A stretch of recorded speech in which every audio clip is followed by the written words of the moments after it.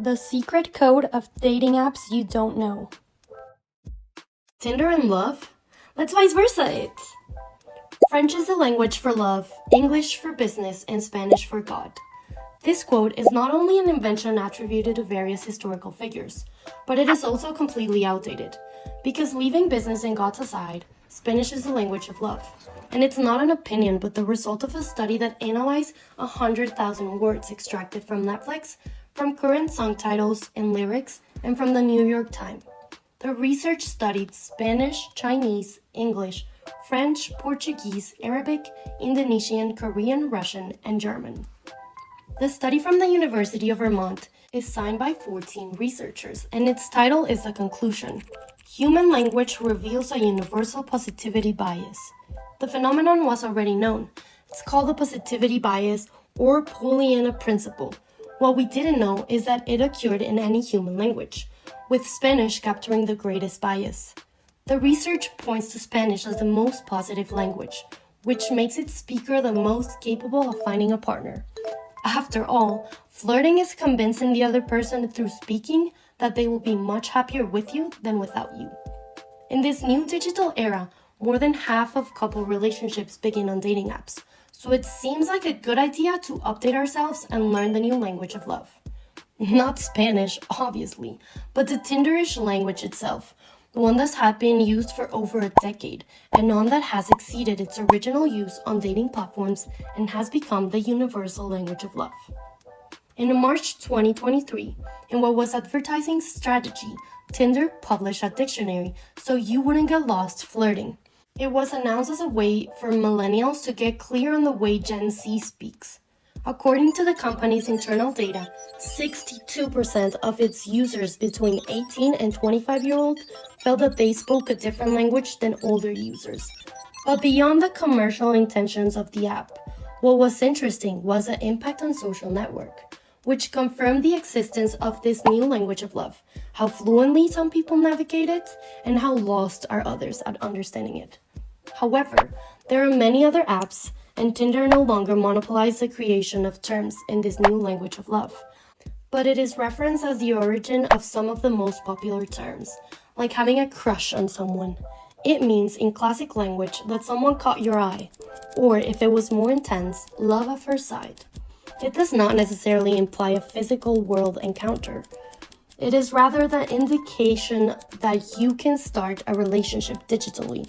That's why perhaps the best way to learn the new language is to start a textlationship, a relationship limited to text messages. No, sending voice messages doesn't count. Here is about drafting emails, texting, or telegramming. And it's a romantic relationship, platonic if you want, or simply flirting. But it is not the first step towards something more. It will never materialize into an in-person encounter. Oh no, but an end in itself. We would call it having a long-distance love.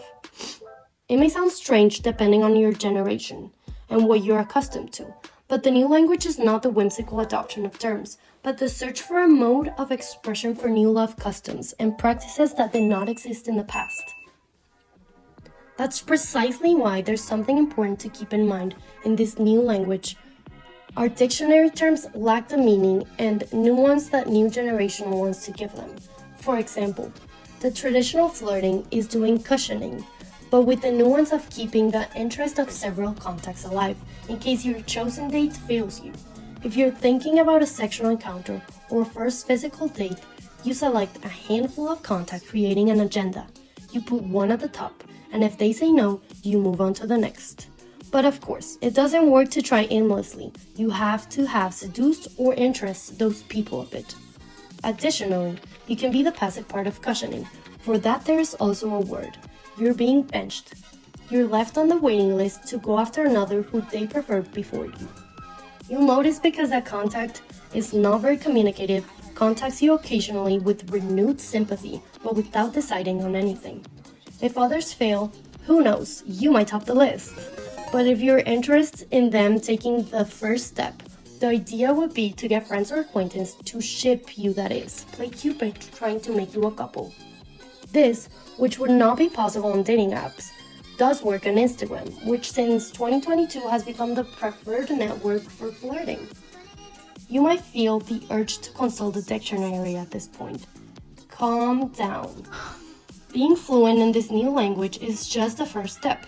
It guarantees you avoid misunderstandings and not seem older than you are, but you also have to know what to say. Finding a partner is still a linguistic matter. Making someone laugh is ideal first step, and if you also seem like an interest person, even better. There are no rules or formulas that work for everyone. No matter how many gurus make a living claiming there are, you should never rush to search Google to find romantic phrases, love quotes, seductive literature, and that long etc. of stereotypes. You can descend into hell on the first result, especially if you dare to repeat what you'll find there. You're not Google, but you have everything I'm looking for. I'm making a guide to the best restaurant. Can you help me complete it? Or, haven't you answered because I've left you speechless? Add emojis and you'll have all the evidence to convey ignorance in this new language of love. It doesn't matter what you say, really try to make laugh or smile because positive language is an additional point in human psychology, and that has been proven by science. If you start with hi, do you know that for the first time I believe algorithms do work? Don't follow up with it's because they help me find you. When asked why, talk about how much you like turtles and how you feel they're similar. The basics are finding an excuse to talk and something to share. Use short messages, don't rush to respond, no long text, and if crushes, shipping, and cushioning disses you, just use your own words. And most important, be yourself. Because the problem with flirting without communicating who you really are is that then one has to pretend all the time. And there's not enough time for that. The new language of love is more expressive, positive, and direct. But above all, it is tailored to a new generation, where everything goes, and what matters before today doesn't matter as much. So go out and vice versa to the fullest. See you next video. Get out of here.